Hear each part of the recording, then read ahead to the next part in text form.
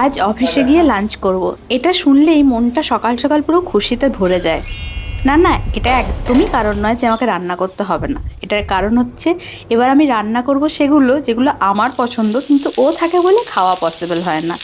একটা গ্যাসে আলু ডিম সেদ্ধ হচ্ছে ভাতের সাথে, আর একদিকে টমেটো ভর্তার প্রিপারেশন রেডি হচ্ছে।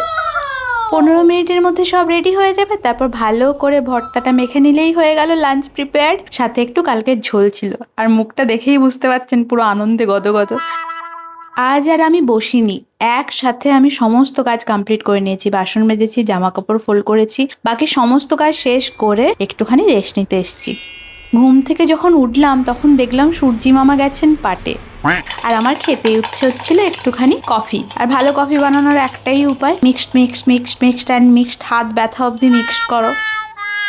তারপর কফি নিয়ে বারান্দায় বসে একটুখানি বই পড়লাম, নিজের মতো একটু টাইম কাটালাম। তারপর যখন ডিনার প্রিপেয়ার করছি, ডিনারে ছিল আজকে রুটি আর আলু ক্যাপসিকাম ভাজা, তখনই এসে গেছেন অফিস থেকে। ভালোই হলো, গরম গরম খাওয়াও হয়ে যাবে।